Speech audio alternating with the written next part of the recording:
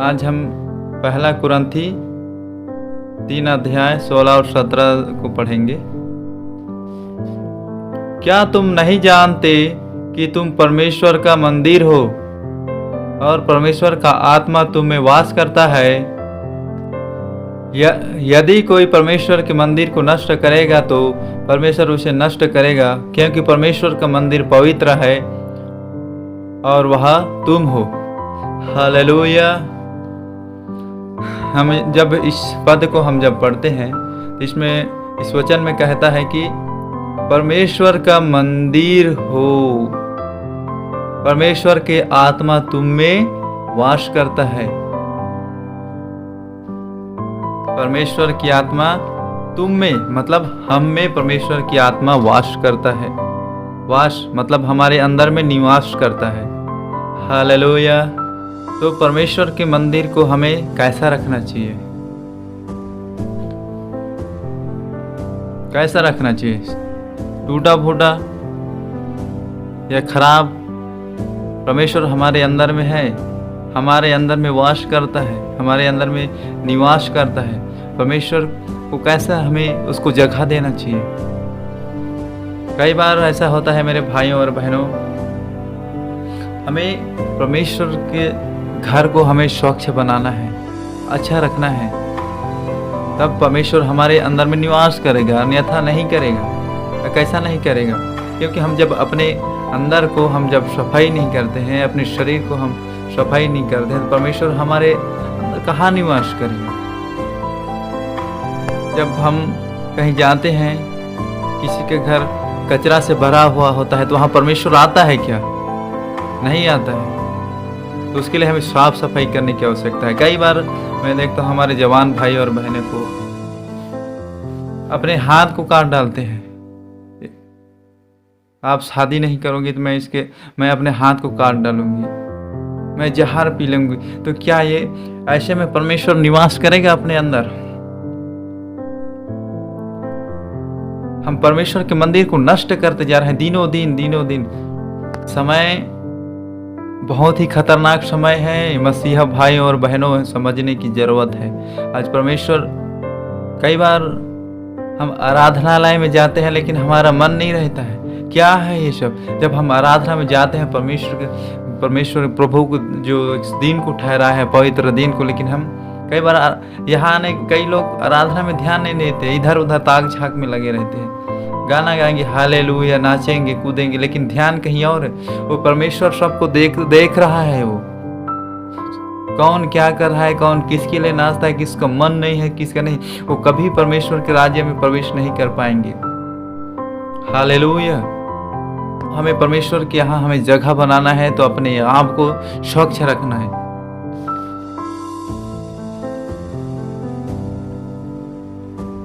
गुटखा खाने से शरीर नुकसान होता है, ये पता है, फिर भी लोग गुटखा खाते हैं। ऐसे में परमेश्वर निवास करेगा? नहीं करेगा। एक भाई से मैं मिला था एक बार, हम चाय पीते पीते हम लोग बात कर रहे थे, तो मैं भी चाय पीने के लिए उतरा था, बहुत दूर से थका हुआ था, तो थोड़ा नींद भी आ रहा था, तो गाड़ी चलाने में थोड़ा अच्छा नहीं लग रहा था, तो मैं रुक गया। तो मैं जैसा रुका वहाँ वो भाई भी रुका। रुकने के बाद क्या हुआ, वो 10 रुपये का लिया, जिसमें 2 दिया था, तो लिया और जैसा मैं पी रहा था उसी टाइम खाया एक को। उसके बाद मैं जस्ट जैसे उठा तो फिर खाया। तो उसको बोला भाई को बड़ा प्यार से कि भाई आप दिन में कितना खाते हो? तो 50 रुपये का। फिर मैं उसको बोला तो बता रहा था 50 रुपये का, तो उसको मैं समझाया कि भाई ये सब चीज़ नहीं खाना है, ये सब नहीं करना है। फिर वो मेरे ऊपर गर्म हो गया। फिर उसको प्यार से समझाया कि अपने बारे में नहीं सोचता था, कम से कम अपने घर वाले के बारे में सोच। फिर उसको काउंटिंग करके बताया, एक दिन का 50 रुपये कर खाता है तो 50 गुना 30 किया तो उसमें 1500 निकला, और फिर हम पूरे साल के किया तो 18,000 कुछ पैसा निकला था। उसके गुटखे का 1 साल का बिल बन रहा था 18,000।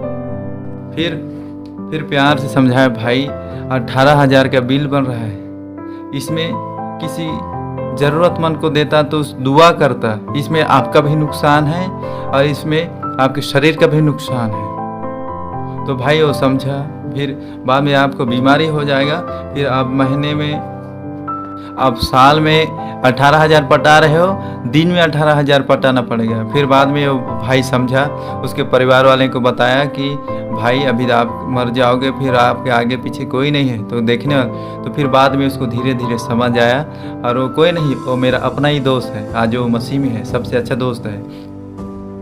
हालेलुया।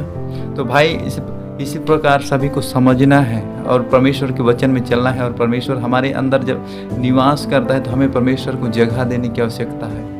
हालेलुया।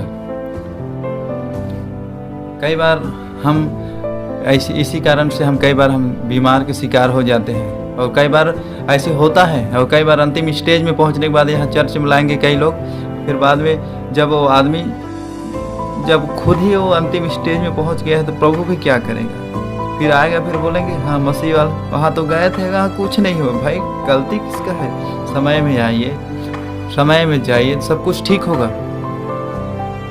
आते नहीं फिर ऊपर से बदनाम करते हैं, उससे अच्छा भाइयों पहले से ये सब चीज़ हमें, अगर परमेश्वर को अपने अंदर जगह देना है, परमेश्वर को हमारे अंदर में बुलाना है, तो ये सब चीज़ से वंचित होना है। हालेलुया। तो हमें एक अच्छा जीवन जीना है, अपने अंदर को साफ रखना है, तब परमेश्वर हमारे अंदर में प्रवेश करेगा। तो मेरे भाइयों और बहनों, मैं यही कहना चाहता हूँ कि जब हमें परमेश्वर का मंदिर हमारे अंदर में है तो अपने आप को हमें साफ और अच्छा रखना है और अच्छा जीवन जीना है, अच्छे तरीके से रहना है। अपने अंदर की जो भी बुराई है उसे आज खत्म करें। हालेलुया। आज जितने भी लोग यहाँ उपस्थित हैं, हर एक लोग आज समर्पण करें कि प्रभु मैं जो भी कर रहा था वो आज के बाद से मैं नहीं करूँगा, नहीं करूँगी, ऐसा समर्पण करें। अपना जीवन आज परमेश्वर आप सबके जीवन को बदलने वाला है।